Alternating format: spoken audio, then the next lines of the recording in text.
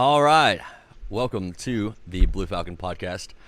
I'm Bobby Stegall, and today I'm joined with. We're good. We're green now on the live stream, by the way. We're green. We're going. We're Okay, going. if you say so. Yeah, if I say so. So this is the Blue Falcon podcast, and believe it or not, sometimes I'm blessed with some serious influencers and people that are just so far outside of my intellectual bubble that my intelligence is going to be on display here today, and it's not going to be impressive. But I'd love to welcome Dr. Joey Wolverton, author of The Founder's Recipe. There you go. Yep. And Doctor, you have to go by Joey. No, just call me Joey. Yeah. All right, I'll go ahead and let you tell us a little bit about yourself, and I'm gonna transition to a full screen of you, so don't worry too much. If you got any zits or anything like that, don't worry about it. You're good. I don't have any, man. I'm flawless skin. You know what? I believe that. Genetic superiority. No. So I'm from Memphis, Tennessee originally. When I was about 5, my father joined the Army, and just before my 7th birthday, we moved to Europe, where I pretty much grew up moving around. My dad had a crazy job where he would follow Russian spies around Western Europe. And so we lived in a lot of places growing up. We lived in Germany and France and Holland and Belgium and Switzerland and Austria and, man, I can't even remember, Luxembourg for a while. But anyway, I ended up graduating high school in Frankfurt, Germany, went to college, got my bachelor's degree in political science with an emphasis on the early republic. While I was in college, I was the first person on either side of my family to go to college. And when I went to college and I started taking these classes, I was way in over my head. I assume it was because of having gone to high school in Europe that a lot of these things that were taught in American high schools, the Federalist Papers and things like that, were not taught in my high school because it was an international school. And so anyway, I went to one of my favorite professors and I told him that I just was going to quit college, but I appreciated what he did. And he told me, he's like, Joey, you're a smart kid. Why don't you try to catch up? Instead of quitting, why don't you just try to catch up? So what I did was he gave me a copy of the Federalist Papers and the Anti-Federalist Papers. And he told me to go to the library, open the index of those books, and write down any name from those index that I didn't realize, or didn't recognize, I should say. And I ended up writing down pretty much all of the names.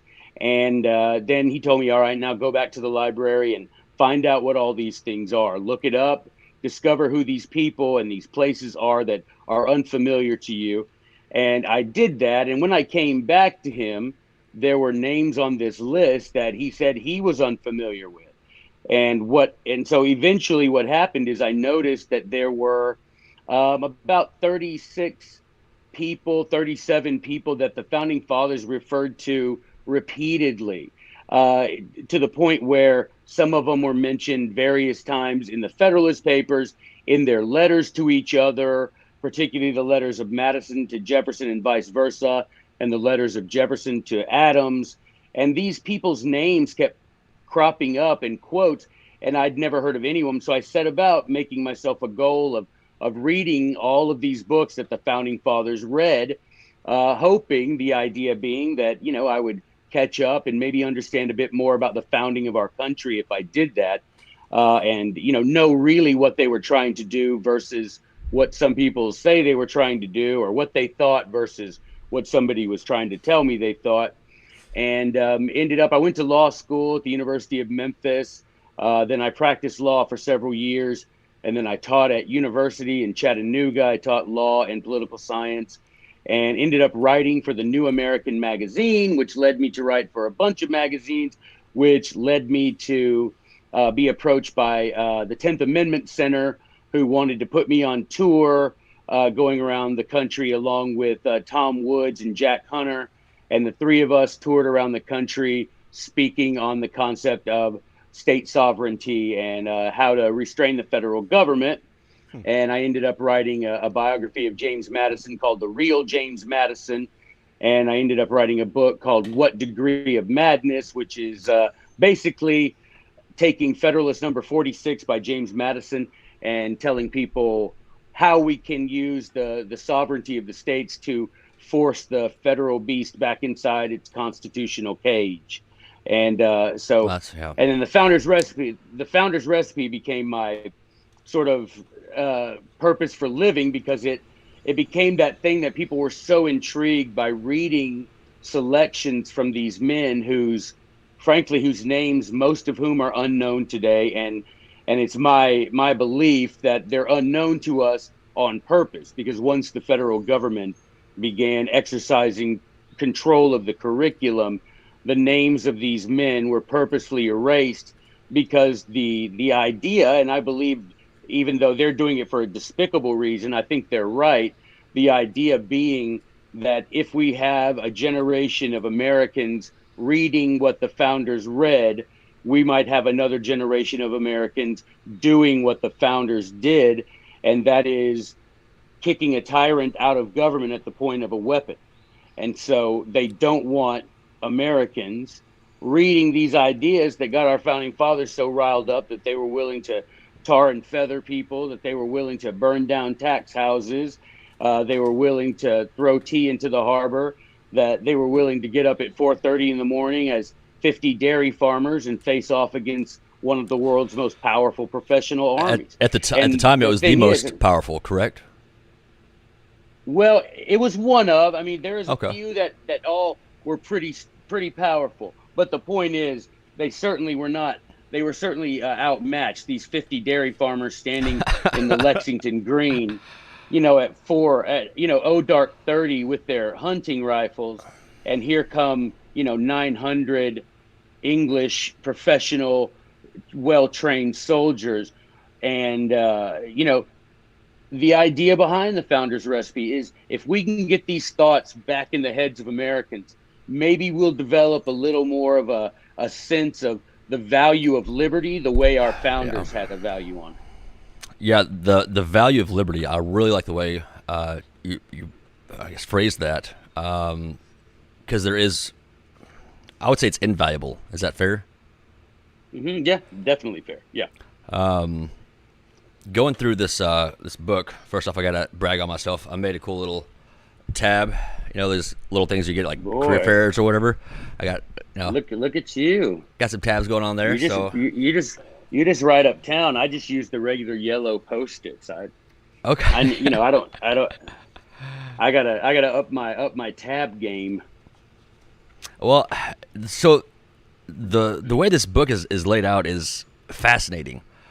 Just how it's laid out. Not the content. The content's amazing. To me, the first thing that stuck out though was how the first page is, top 10 reasons for following the founder's recipe. So when it comes to, I'm stealing this from a friend, by the way.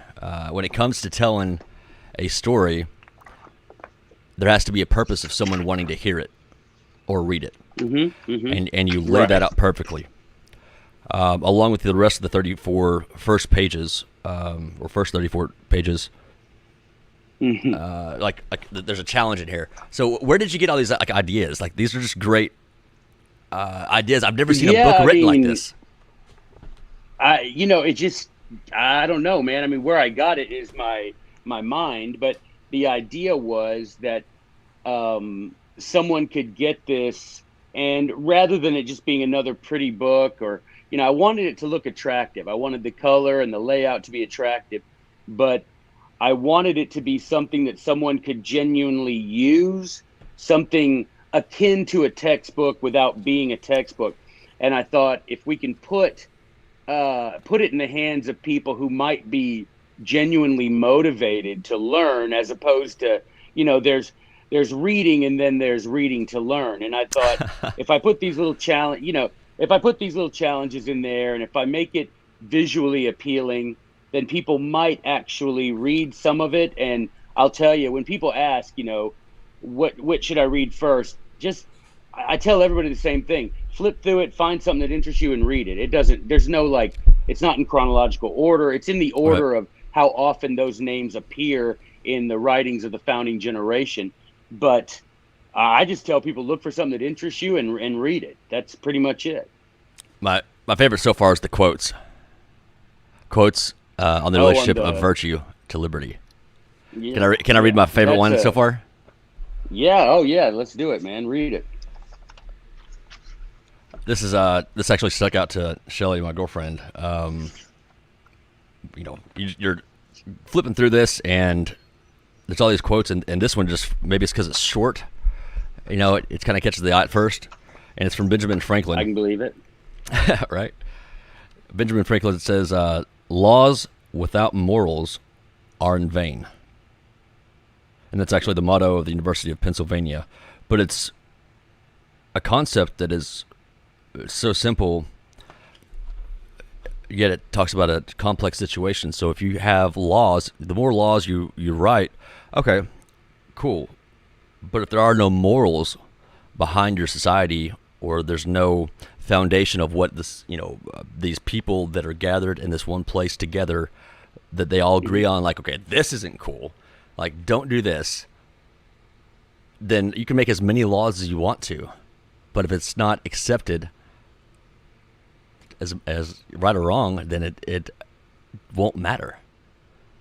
Well, exactly, Bobby. And you're describing the problem in our country, the United States today. We have, 330 million people.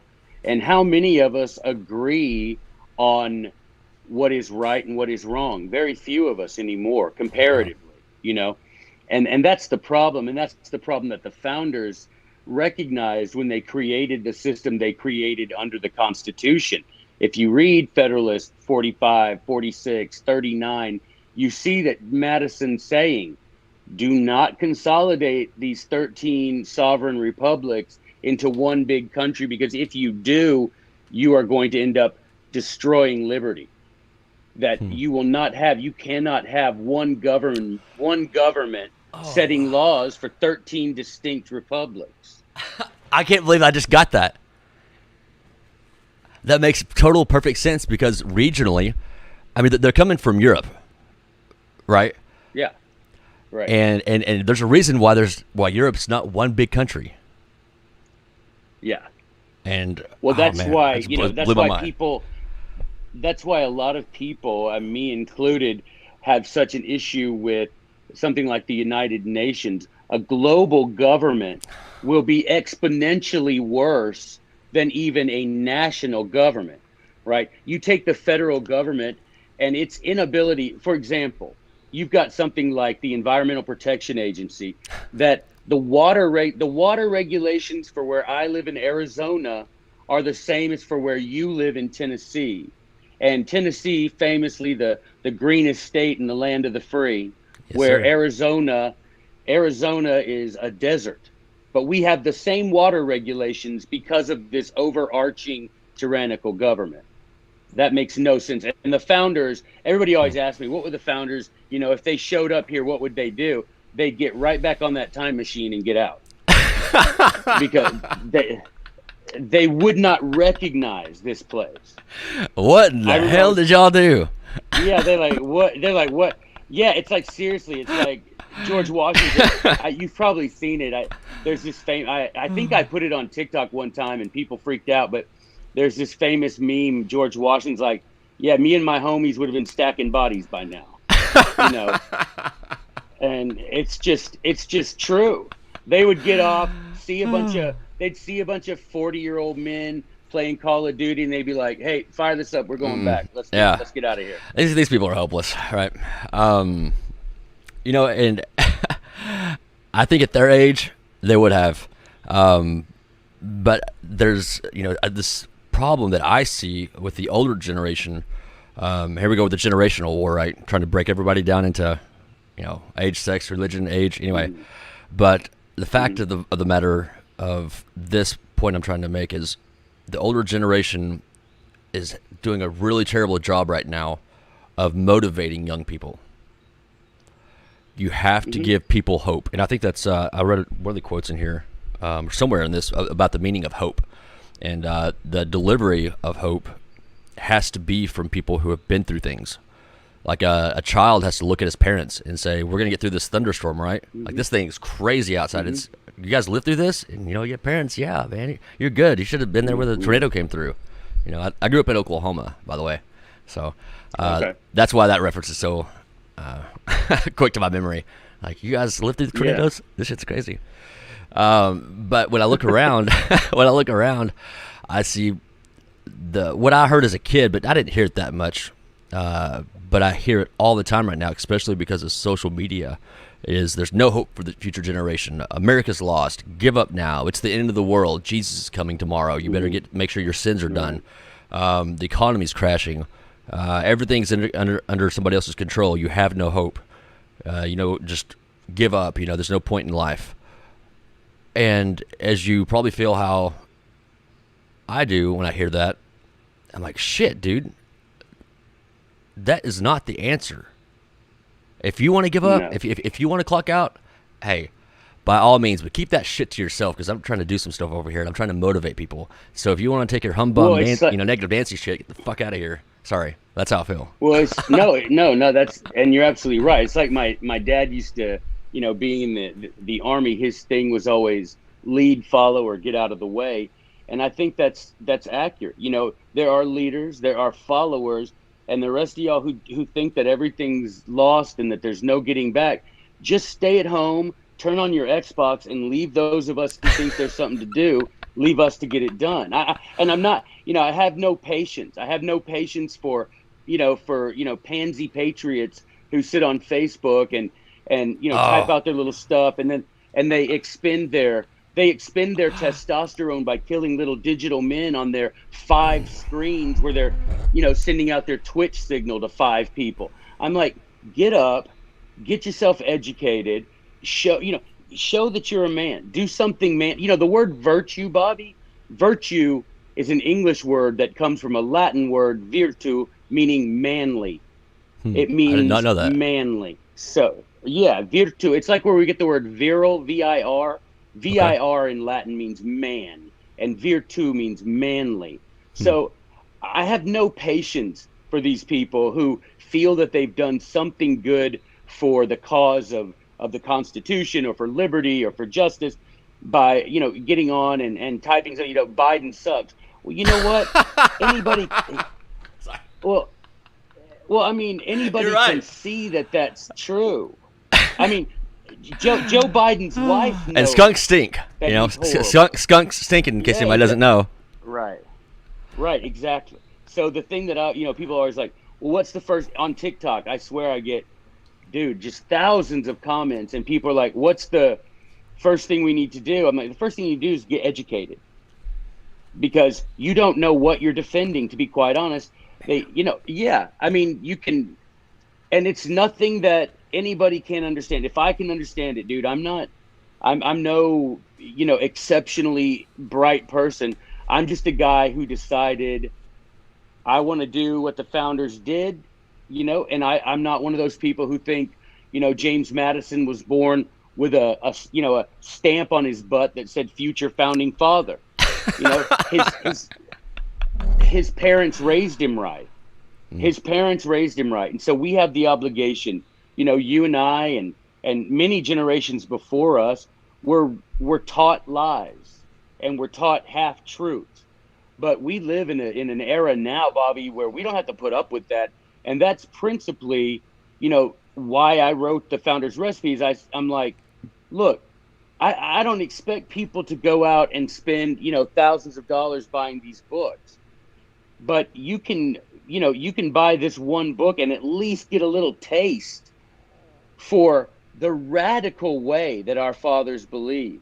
Because that's what some people, they see me do these videos and they're like, dude, pump the brakes. And I'm like, no, I'm not going to pump. If anything, I'm ripping the brake, out of the car. Yeah, I'm already on emergency brake, man. The emergency handle's already pulled. Yeah, we're Tokyo drifting this business from now on. I love it. And I will admit that I considered myself. Well, I'll just say I'm really smart, dude. And so everybody knows that I'm really smart. Well, and it's important to think you're smart. And I'm smart enough to know I'm dumb about a lot of things. Well, yeah. And I didn't realize how I've had a lot of history classes. We all have. And it blew my mind that, I mean, like I said, the first 34 pages, like I'm going to have to reread them because I had no concept of how much I missed out on. Like these quotes, for instance, like these quotes should be, pretty well known. And, one of them is even the one I read from not George Washington, but from Ben Franklin, is the motto of the University of Pennsylvania. And I've never even heard that before. Right. So I think that's a start. And in order to, well, back to what we were saying earlier, everyone who's getting on Facebook, TikTok, and, I was guilty of it, and I'm still guilty of it. I try to put a spin on it if I try to do some kind of like Joe's an idiot thing, or, some of the politicians making a goof. Like I try to put some kind of funny spin on it because we got to laugh about things at some point. Laughter is a good medicine. But I don't think I saw it coming where so many friends that I have made on, I say acquaintances that I've made on social media, they're really defending Trump and what we all thought, Trump stood for.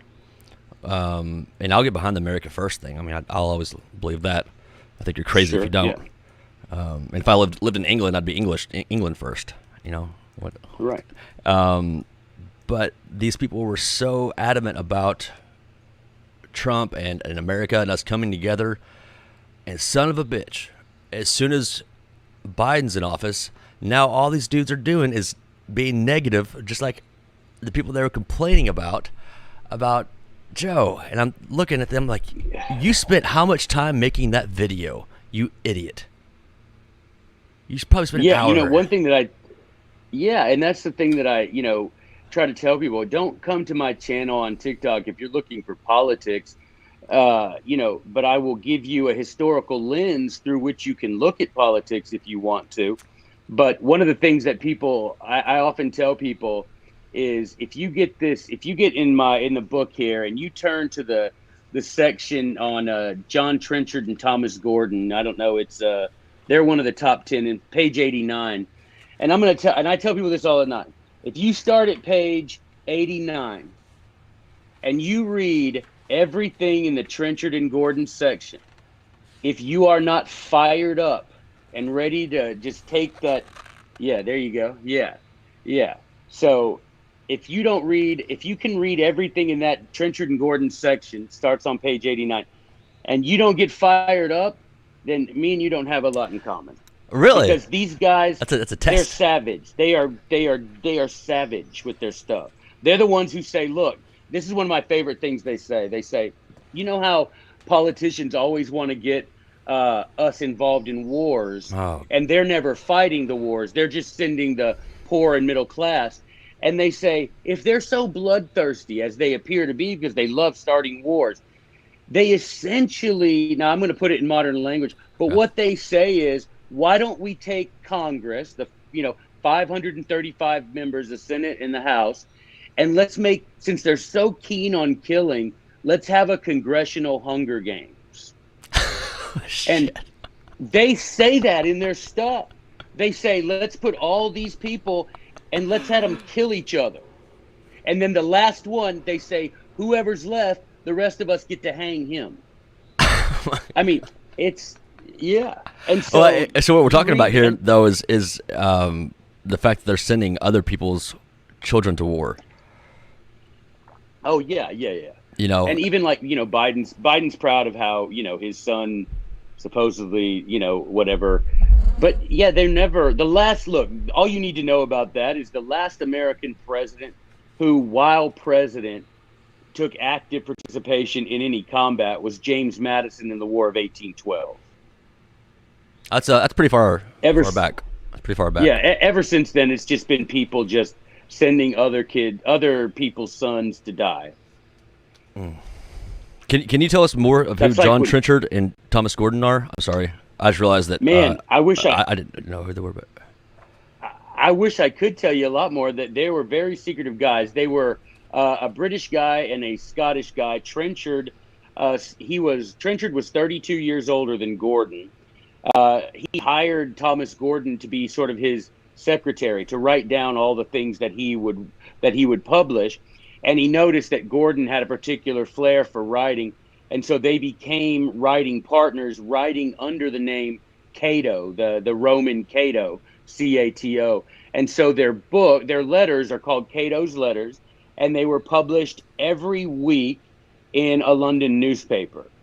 And they were basically letters to the editor, just savagery, just straight anti-tyrannical brutality, to the point where people would write, and they even have a letter in their book where they're, the collected letters, where they're like, people tell us to calm down. If anything, we need to get more brutal, more savage. And so what ended up happening, John Trenchard died, and on his deathbed, he asked Thomas Gordon to marry his widow, which Thomas Gordon did. Wow. And so, yeah, they were very close friends, and their whole point, it's so much to talk about, Bobby, but in England, they had this thing called the South Sea Company. Now, I'm not going to go into the whole history of the South Sea Company. All you need to know is it was essentially the early 18th century version of the Federal Reserve. The Bank of England essentially gave power to this private company to control the economy of England, including the currency, any monetary policy. Well, that got Trenchard and Gordon going crazy. Yep. And if you read their stuff today, and whenever they say South Sea, just replace it with the words Federal Reserve, and it's the same thing. Make a note of that right now. A good thing there's a page for you to have notes at the end of each section. Yeah, exactly. I'm sorry. I'm really impressed by how this book's written. Same reason. I'm just really impressed by this. Thanks, man. It was written by a really, really bright guy. No, I'm just teasing. So it's called the South Seaside, or South Sea. The South Sea Project or South Sea Company. Okay. Yeah, it's called any of those things. The South Sea Company, and yeah, it was the king giving to his friends a certain number of very wealthy families control over the monetary policy of England. And so whenever you read their stuff and it talks about the South Sea Company, you can just replace it with the words Federal Reserve because it's exactly the same thing. Okay. Man. But this is great. Yeah, but see, here's the thing. But I want to say this about it because I love that people buy the book and that they work through it. It's not something. I hope they don't think it's like chicken soup for the patriot soul or something. It's definitely not that. It's difficult to get through, but it's the sort of stuff you have to get through if you want to understand not just what the Constitution says or what the Declaration says, but why it says the things that they say.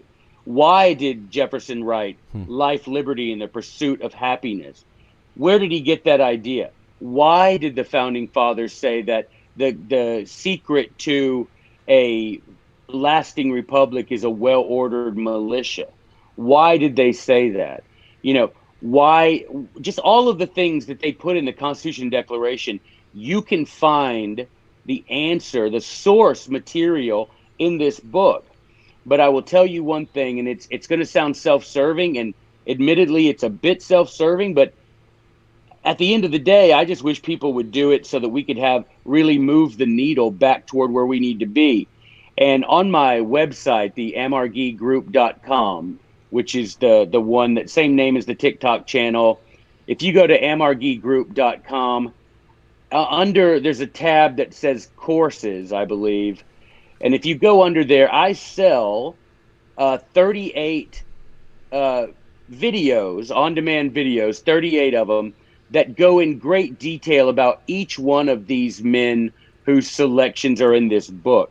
So you could kind of take this book and you could buy those videos and it explains it in depth. So it's like having me sit down and discuss Samuel Pufendorf. He's a top 10 influence on the founding fathers. No one's ever heard of it. All right, walk us through this. Sorry. Oh, no. Yeah. Oh, man, I tried to bring up the website. Just kidding. Oh, it's okay. Sorry, okay. Just kidding, joke. Well, if you go to the website Amargi Group, it's AMARGI group.com, and you click on courses, you'll see a course there called The Founder's Recipe, and it's me. The first two videos are me sort of introducing. It's like the first 37 pages, basically, like you talked about, Okay. and the other 36 videos are me spending about 45 minutes to an hour going through the selections with you, just sitting here and discussing them with you, bringing out points that maybe you wouldn't see because you don't have as much experience reading this stuff. Okay. And yeah, it is self-serving, and that is what it is. We all have to keep the lights on and pay for Hey, that's the beautiful thing about capitalism. I Hey, I have a talent, and I hope I get paid for it, so I can put food on my table, and hopefully you buy it so you can benefit from it. yeah, and I think that's the good thing. Yes, I will benefit, but so will our country. If we could get a generation of young Americans who could stand up and say, "Here's the line. The federal government goes no farther," the same way that our founding fathers did. And we can do what they did if we read what they read, Bobby. It's not magic. That's why I call it the recipe, right?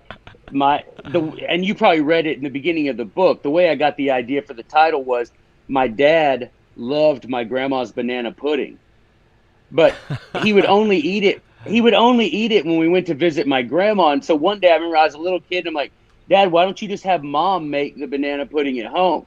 And he's like, "Because your mom's ain't as good as your grandma." And so my mom said, "Well, I can get the recipe and try."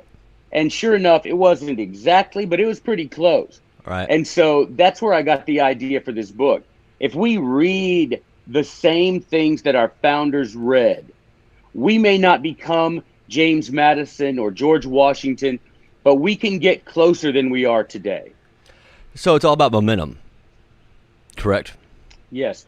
Trajectory. Yeah. Yes, sir.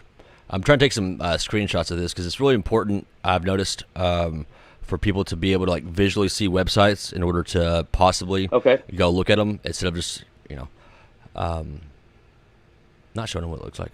So let me put this in here. I'm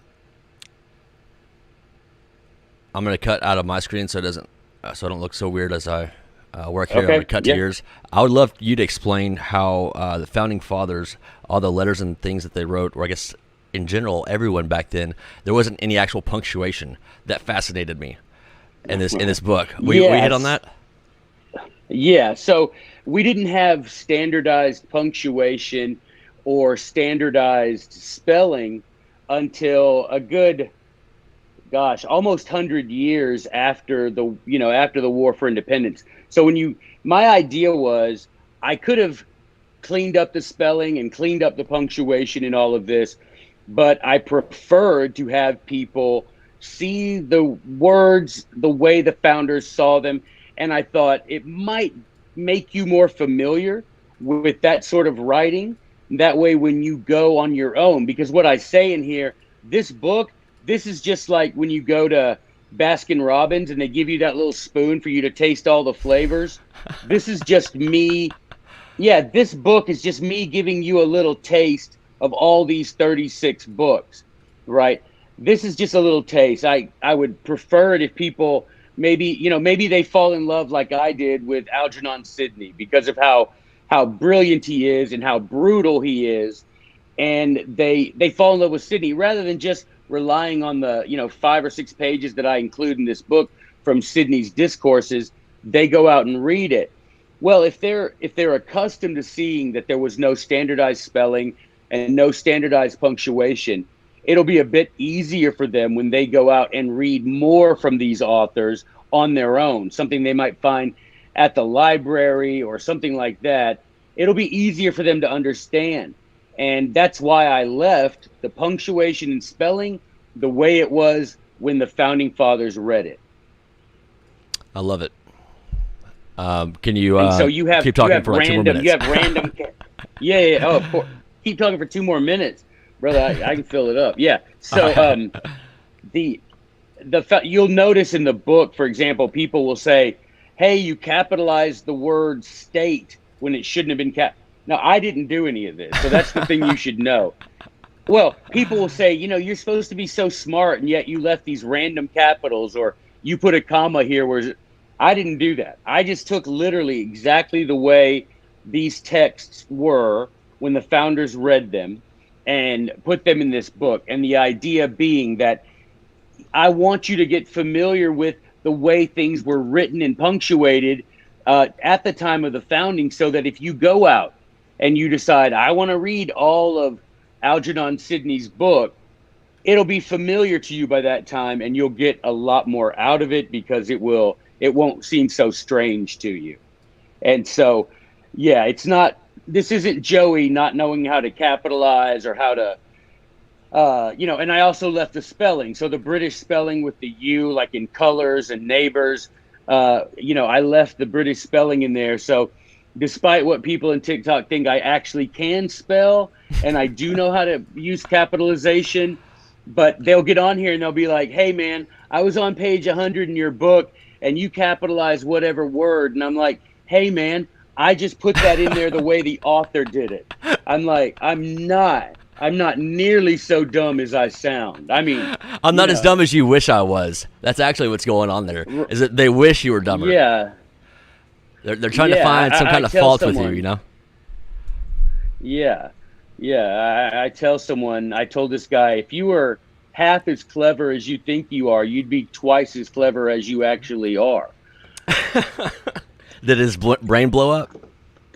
It was a lot of math, and I think he just bailed out. So fair enough. Well, I finally have those graphics in here. These are just screenshots from the website. So let's go ahead and pull those up. Yeah. So this is the website. Whenever you come to the landing page, I believe, and then I click on courses, and this is AMARGI group.com. .com. And I'll just tell you real quick, Amargi, that's the oldest known word for liberty that we know of. That was a word found on a tablet written in cuneiform, and it means liberty. And so that's where I got it from. That's the oldest known word for the concept of liberty. And so that's why I used it. And can you say it one more time? I'm trying to figure out how to... It's Amargi. Amargi. Yeah, Amargi. Yeah, Amargi. And etymologically, for the Akkadians, Amargi etymologically means return to mother. So in their mind, one became truly free when one was at home, because in those days, mom was at home. Dad was out doing business, and mom was at home. So I kind of fused those two things together, because I wanted the idea, first of all, of liberty, but I wanted the idea also that liberty, a love of liberty, the understanding of liberty, begins at home. And so if we can get those concepts and have people understand, you don't need to go to college to understand this. You don't need some letters after your name to understand this. You can get this book, and if you go to the website, now a lot of people can just understand it just like it is. But I know there are people, I have several that have purchased the class, the Founder's Recipe class, and that they really appreciate the videos, because I go through the selections with you and maybe explain some things that might not have occurred to you. Like a teacher. And you can watch, like a teacher, right? Like a teacher. Yeah, like a teacher. I'm sitting here trying to think of the word, and Bobby's like, I know, like a teacher. I know. I can see you trying to figure it out. I was like, that's a teacher. And I know I had to, yeah, like a teacher. And I know another thing that's happening right now, and I know my wife's hearing it, and she's like, this does not sound like Joey's regular voice. Whenever I talk to someone from back home, my Memphis accent comes out again. And I guarantee my wife, she's like, I have never heard you talk like this, man. And it's like, well, she has heard it maybe, but only when I'm talking to someone from back home. And it's like, do you know? And she says it, and I normally don't notice it, but right now I was just hearing it, and I'm like, Man, you sound like you're back home again. Yeah, exactly. Happens to me too. Let's go to that website real fast. And the things that are the check Yeah. marks. I wasn't able to really get a good screenshot of that. Can you kind of walk us through those check bullet points real quick? Yeah. So they have every week you'll have. So I've broken it down where you can do one a week, right? One of the actually, let me pull it up here because yours is kind of blurry. And if Yes. I pull it up here real quick, I'll be able to see it better. Okay. Yeah, let me look at it here. It'll be easier for me. And I'll just click on courses. Yeah. So courses, where are we, Joey? There we go. All right, yeah. So the check marks. So there's 38. It says over 36. So the idea is, yeah, there we go. So the idea is that there's one video. You do one of these guys a week. And the reason I did that, now they're all up there and available. But the reason that I said, do one of them a week is because some of this stuff is really dense. And I don't want you just to skim over it. I had a professor that used to say, there should be, when you read something difficult, people are too inclined to have what he called be a Teflon reader. And so what would Yep. happen is you'd see a word and you just let it slide off your mind rather than understanding what it means. Right. And so he said, this professor taught me, don't be a Teflon reader. If there's a word you don't understand, find out what it means because it might hold the key to understanding all of it. And so what I have on these videos is, going through and teaching you, there you go, there's that word, teaching you different things in this that might be unfamiliar. Private face group access. So I have a private Facebook group where people that are enrolled that have purchased the videos, they can come and they can, send me questions over Facebook if they want to. And then every Thursday at, oh, blimey, I'm about to forget. Every Thursday at 7 Pacific, I have a 1-hour live via Zoom Q&A for everybody that's purchased the videos. And so what happens is these people get on and they say, hey, I was reading Pufendorf and I really didn't understand what he was saying about what it means to be voluntarily ignorant. And so I have an hour with all of these people and I just take their questions and they all have their books out and they're just peppering me with questions about this. And so you have that lifetime access. Yeah, once you've bought the videos, they're yours. It's not like you get them for a year and then it expires. That'd be messed up. 30-minute. Yeah, well, some places do that. Some places really do that. So anyway, 30-minute. The shortest one is 30 minutes, and the longest one, a couple of them are well over an hour. Peace of mind that your child is learning good and true principles. Yeah, that's another thing. Rather than it just being me talking about things I believe or the way I see things, I try to divorce myself from the process in the sense that I want these writers, the men that the founders read, I want them to speak for themselves. I don't want this to be Joey's blog that you're just going to get on here and you're going to hear me rant. I mean, because that's what ends up also. And, it's a great lack I found as I researched who was, having these history things available. No one has this founder's recipe type thing. Like literally no one has this. But in the American history sort of, lessons and teachers and stuff on YouTube, I noticed that so often it's just the person's vlog sort of roughly or vaguely, behind a thin veil of history, Right. And then we've got, what is it? The last one is, I think, the most inspiration. important. Yeah. Inspiration to make your life and world a better, freer place. And ultimately, that's what it is. The thing that I like best that's happened on TikTok is I've got so many people that send me messages on TikTok or end up sending me email through the website who've said, hey, I've got together with some people in my neighborhood and we're talking about this thing and we're going to go down to the next city council meeting and push back against whatever regulation they're trying to push. And I love I had a family, they took pictures of themselves at a rally and they're like, Wow. This is my first political rally and I went because of your videos. And man, if we can just, like you say, if we can just move the needle a little bit, man. I'm not talking about a touchdown, but how about we make a first down now and then, you know? And so that's what I'm looking to help people do is I'm not expecting us to wake up in the morning and be free the way our fathers were free. But I would like, you know, for every time we touch the ball to get a couple of yards, you know, and to eventually make a first down and get that, eventually get that goal of saying we have restrained, you know, we have taken these states and the people and we have forced the federal beast back inside his constitutional cage. And once we get that done, I guarantee you, and not just me, but you read these people and you read the writings of the founders, our country will not only be freer, but it will certainly be more prosperous, right? Because as I say in the book, liberty, freedom, right, is the tide that lifts all boats. And the notion Yes, that you sir. can be free, and the only thing that should stand between, if I want to sell a book to Bobby, the only thing that should stand in between that is me and you. There should be no one deciding, do I have to have a certain price, and do I have to pay a certain price to have it printed?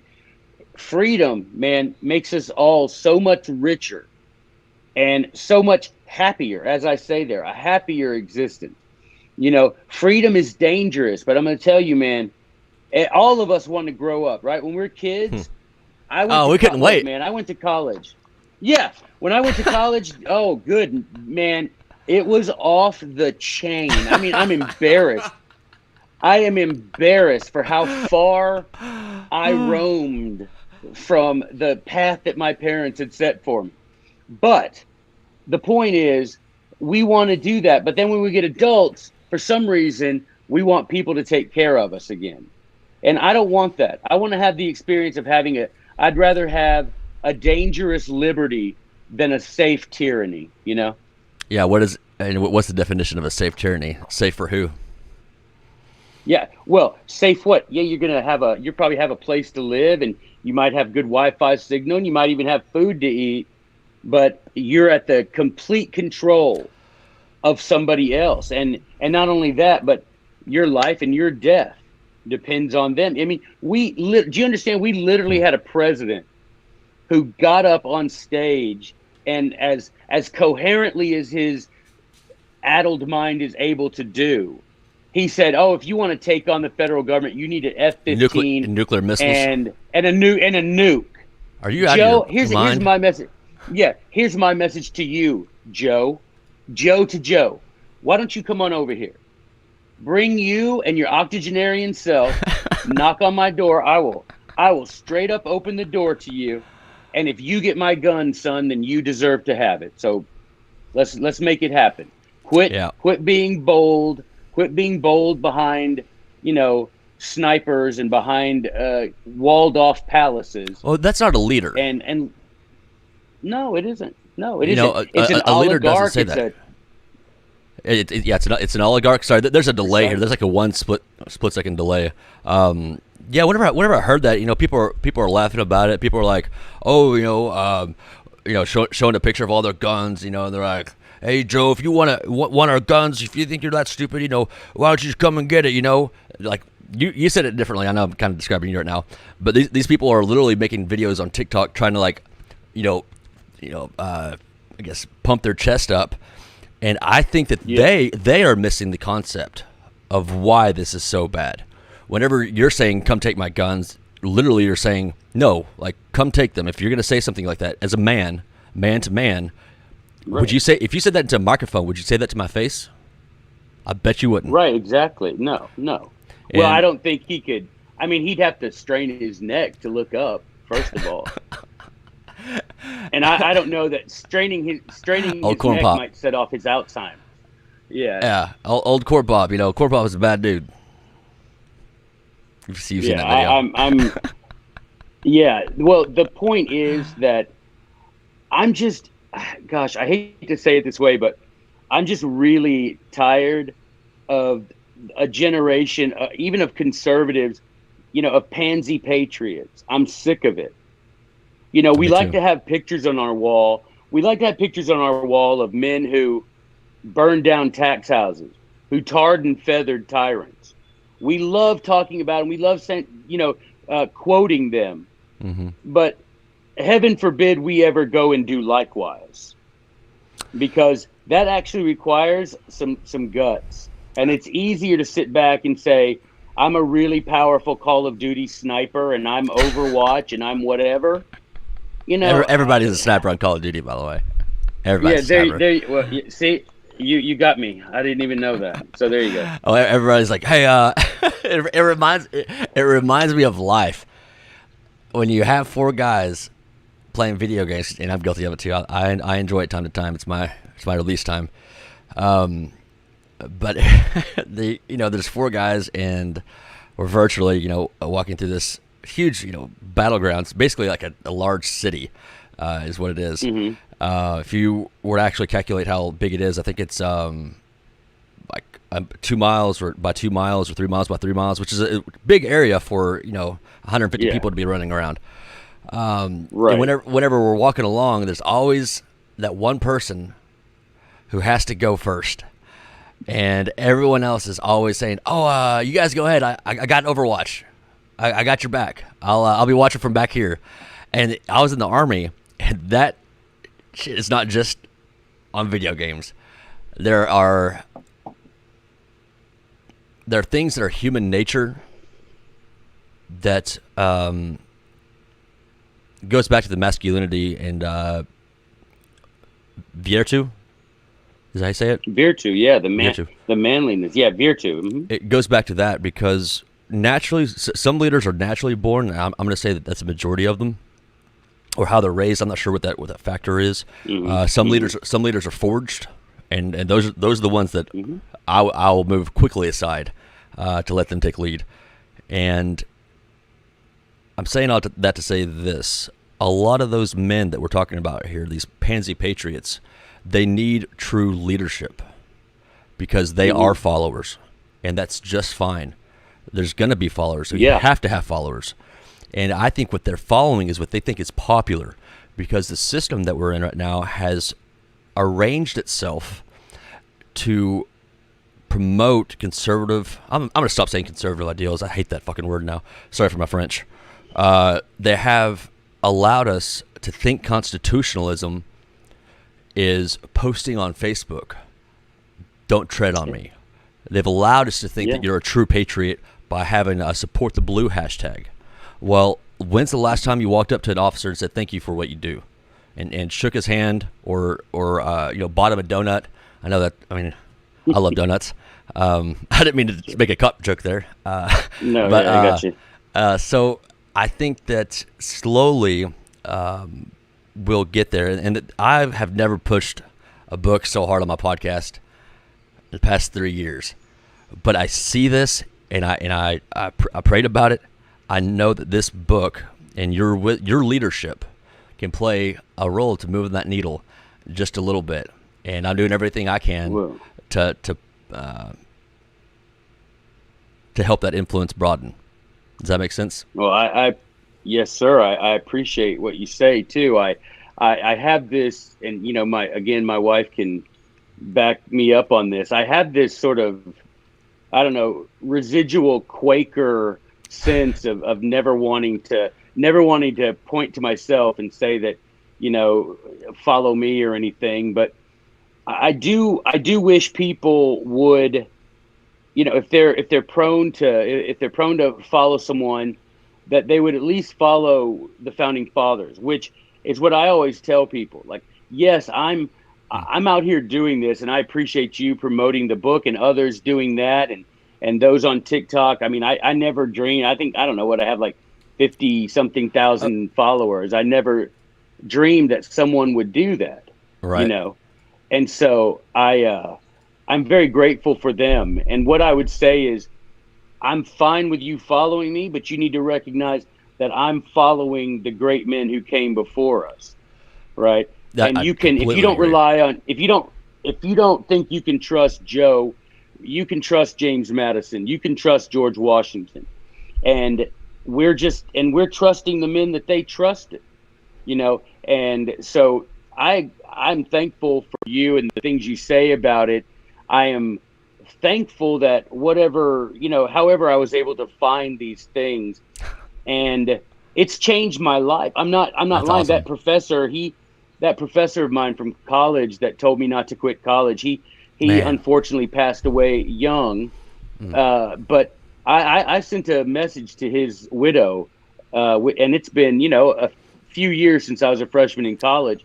But just recently, I sent a message to his widow telling her how much of my life I owe to her husband, because him putting me on this path. And people always say to me, like, how did you start with this? And I say, yeah, I started out what I call a good little Republican. I was raised in a military household. My father voted for, George Bush. My father voted Republican, period. Yeah. That's just the way you did. Yeah. And and the problem was, I started to read these men and read what the founders said about them, and read what and that's the thing, Bobby. The reason I want people to have this book, the reason I wrote this book, is because I'm tired of after generation of American young people being forced to drink downstream. We live in an era, we don't have to do that, man. It's beautiful. You can go. That's so awesome. Yeah, man. Put your face down right there where that pure, clear, sweet water comes out of the ground, and you'll be surprised at how different you feel than when you're a mile downstream licking up water that horses and fish and whatever else have run through. Get yourself to the source, and it will make a difference, man. It will make a difference. And it made a difference to me to read these words and be like, I remember reading them and thinking, why was I never taught this? Mm-hmm. And that got me, and that taught me. I was never taught this on purpose. These people were removed from the curriculum on purpose. Because there's no way. Can I offer an alternative theory on that? Yeah. I'm not saying that some of these pieces have not been purposefully removed. I would say that I guess I'm trying to figure out how to phrase this. So I'm not good with my words like they are. Our founding fathers are. The idea of people, quote unquote, erasing history is real. What's more prevalent, I would say, is people promoting things that are of self-interest and leaving out things that are not. So it's not so much on a grand scale, maybe, of these things being replaced. I don't think that these people are that smart. I think that they only find things that make them look good, and that's a lot easier to do. And so throughout time, because things have gotten easier to push out, I mean, look at the media. As soon as the newspapers came out, guess who controlled Congress? The newspapers. Whenever the radio came out, same thing. Whenever TV came out, same thing. Internet, same thing. But the internet is very unique in the fact that we can create our own audience. We can create our own studio. We can literally make video, audio, and print all at the same time with one production. So kiss my ass to everybody who thinks that this is the end. Yeah. Well, the other day, so I did a video about how Algernon Sidney says the laws of God and men makes it perfectly justified to kill a tyrant, that killing a tyrant is not murder, and that against a tyrant, every man is a soldier. And I made these videos because I love Algernon Sidney, our founding fathers. He was one of they couldn't stop talking about it. Madison and Jefferson said, if you don't read Sidney's discourses concerning government, you have no idea why we fought the revolution. I mean, they made it that clear. Wow. And so when I read him, and I did this video, and I put some little graphic that said, this is available in my book. Somebody put a comment on there and said, hey, he's just shilling for his book. You can find this book on the internet. And I was thinking, well, no, Sherlock, that's the whole point, man. I didn't discover this in some, ancient tomb buried in Egypt. I got on the Google machine and found it myself. That's like, but I think it's so funny. We're like, he's just trying to sell books. No, man. If I never sold another book and I woke up in 5 years and our country was back like it was supposed to be, a a confederation of 50 sovereign republics with the federal government doing very little and the state governments and the people. I wouldn't care if I was living in a box under a bridge because I would, well, seriously, Yeah, no, I because got you. I Yeah. would know that at that point, I would know that the place that I lived was so free, I would have an opportunity to upgrade. I would have an opportunity to make myself prosperous. There's so many And things going that's through my head right ultimately the now goal. of ideas and things I want to say, but uh, it's such a great conversation. I'm making notes mentally. I guess I should probably be writing these down because I'm going to have you back on the podcast. But one thing I Sure. skipped over later or earlier, I was talking about, or we were talking about, followers, and I guess let me rephrase that. So I'm still working on my vocabulary and my rhetoric when it comes to speaking, which is odd considering I've had a podcast for 3 years. But the only person I follow is God, and Jesus.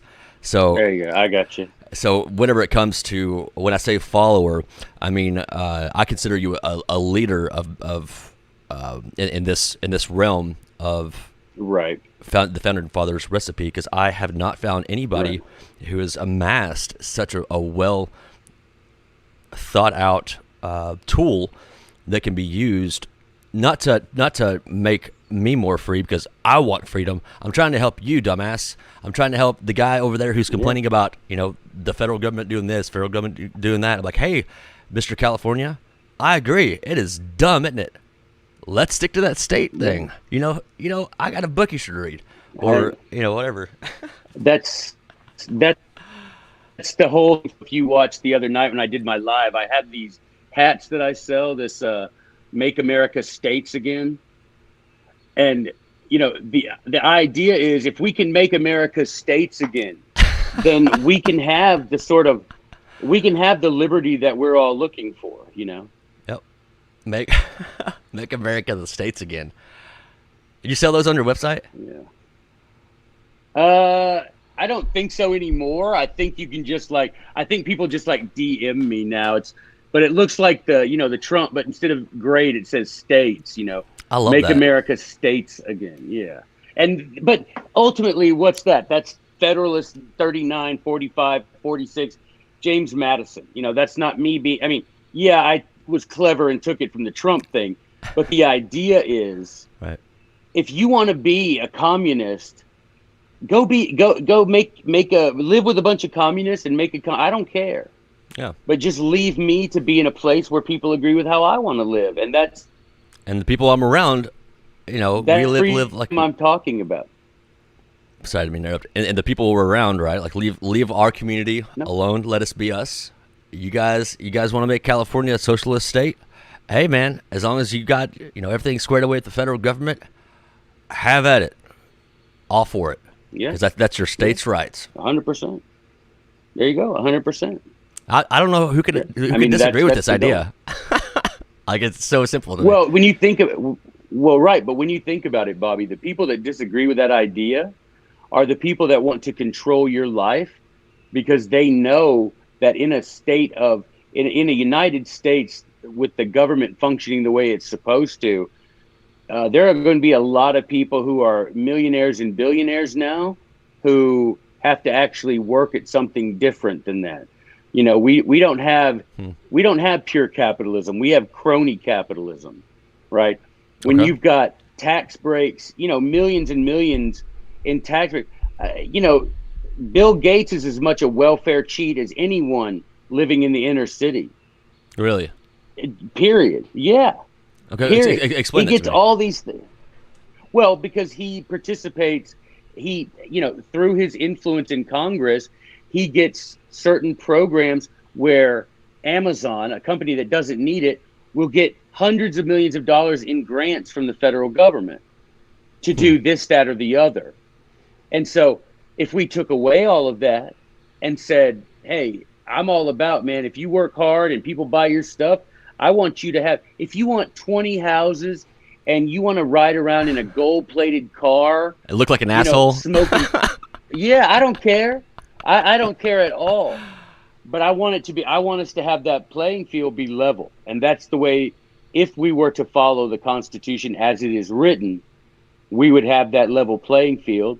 And that's all I want. I want a market economy, and that's another thing. If you read the people in this book, they all tell you government, the most notorious thing they do is put their thumb on the scale, right? They want one side or the other to be preferred. And so if we could get to a place where everybody's playing fair, then we wouldn't have to worry about what government is preferring, who they are preferring, and why. It's like I told the other day in a class I was teaching. Well, it's actually on the Q&A for the people who've subscribed to or who've bought the Founder's Recipe videos. I was explaining how this comes about. Well, the fraud comes about, and you've got someone like Nancy Pelosi. Let's say there's a federal job of repairing a bridge in California.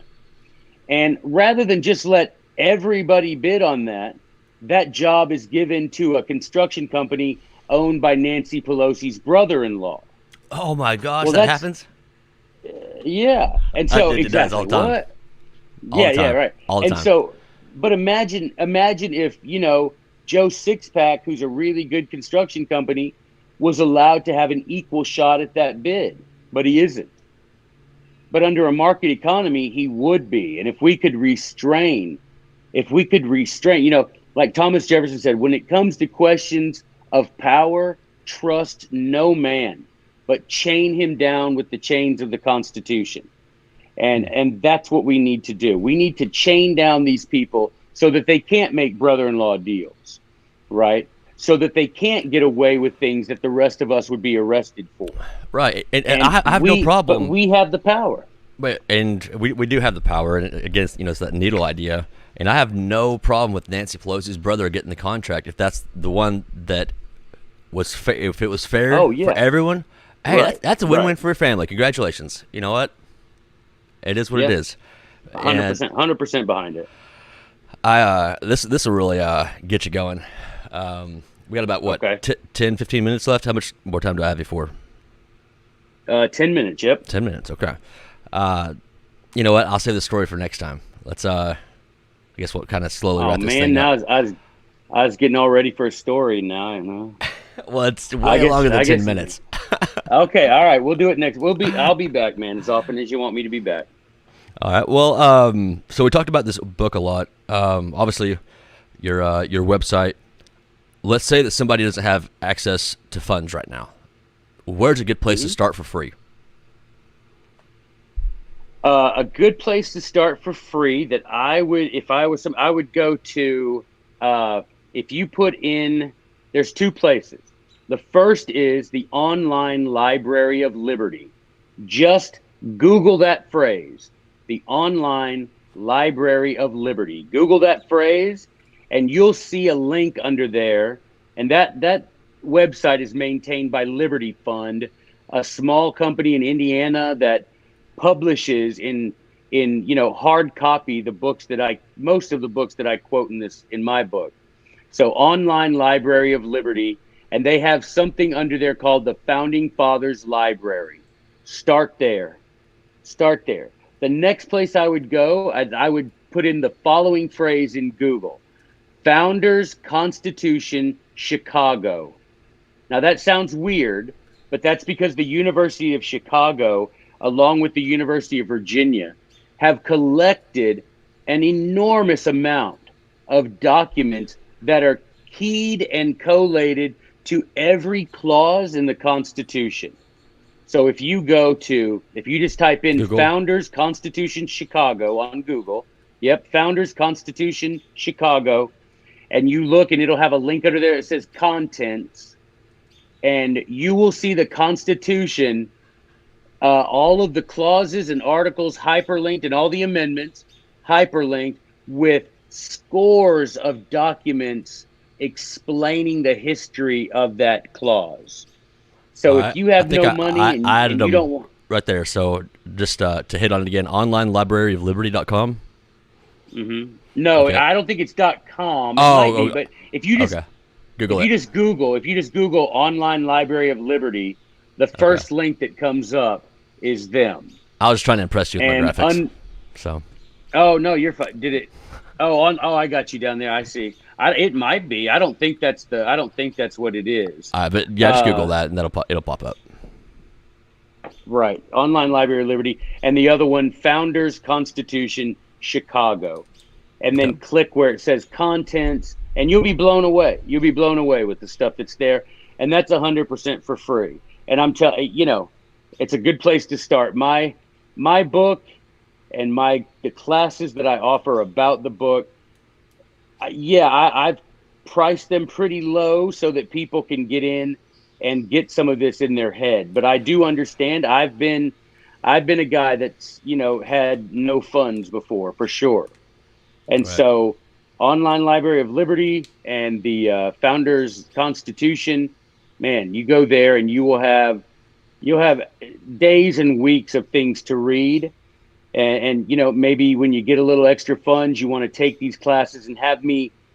I mean, because I'm going to tell you, Bobby, it's not, like I say, it's self-serving a little bit, but I'm telling you, the transformation in the understanding of the Constitution and the Declaration of Independence that happens when people read these authors and when people take these classes from me, it has astounded and shocked even me, because I see people whose lives change because suddenly they understand not only what is in the Constitution and what is in the Declaration, but they suddenly understand why those things were put there, and it turns them into a different kind of patriot, for sure.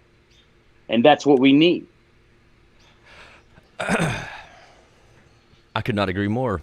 And I'm looking at the prices for the founding fathers, the videos they were talking about. Right. What are these called? Where you actually teach. Yeah, they're just video. Yeah, they're lessons. Yes, yeah, Right. lessons given by a teacher. Right. The this price is I mean it's fair when it comes to if the level of knowledge that you want to have. So if I want to get ripped, which I don't right now, I just want to get unfat. That'd be great.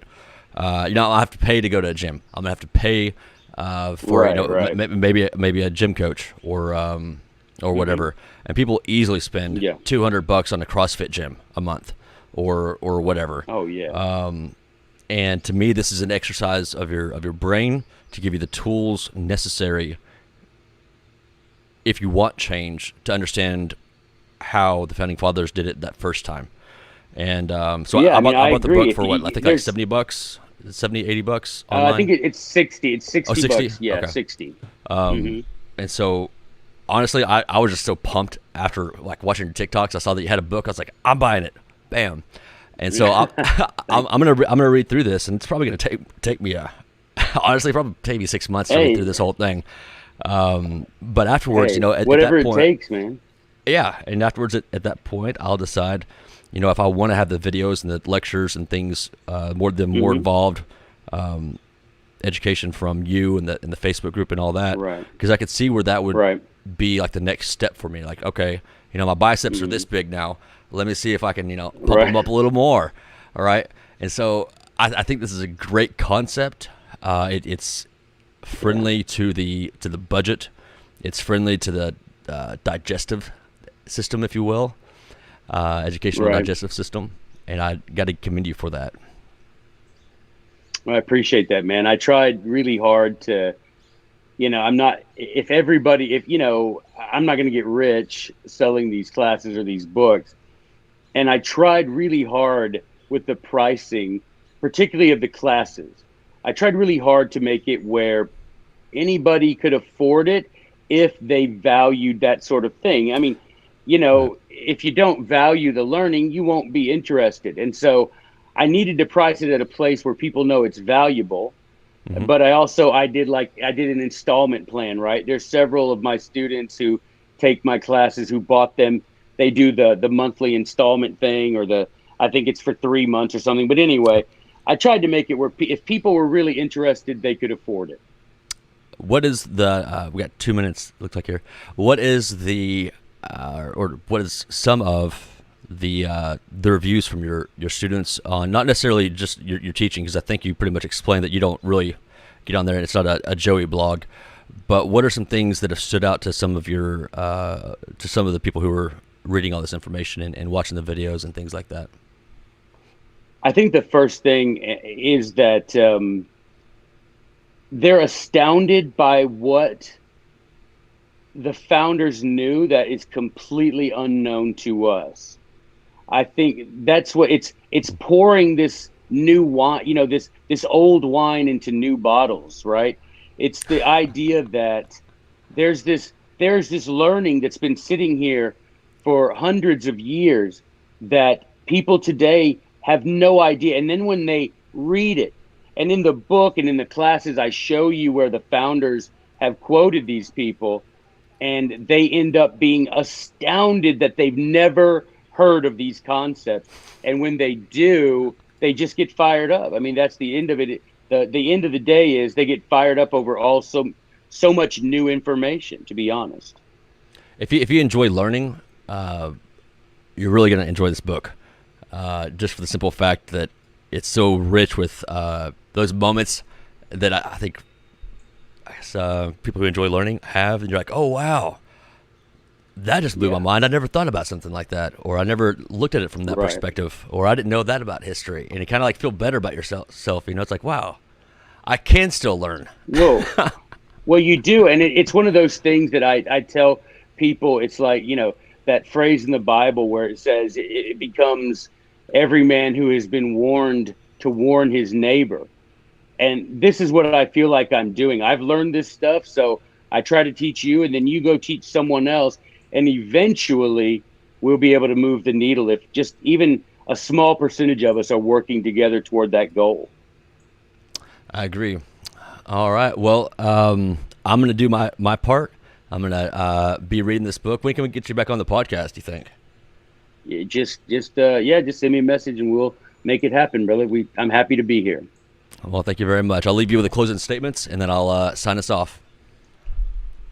All right. Well, yeah, just margigroup.com, AMARGI group.com.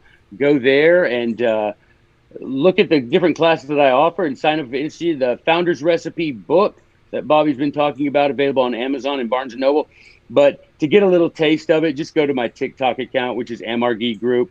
Go to my TikTok account, look at those videos, and that's a little free taste of the sort of things that I'm trying to help people understand and just restore the wisdom of the Founding Fathers, in the hope that if we read what they read, we might have the courage to do what they did, and that is to restore liberty to this country of ours. All right.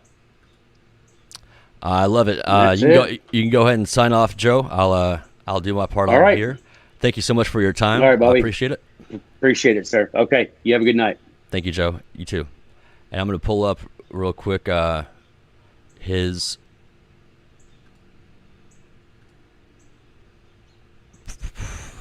bear with me. I'm going to pull up his book so you guys can see what that looks like on the old Amazon.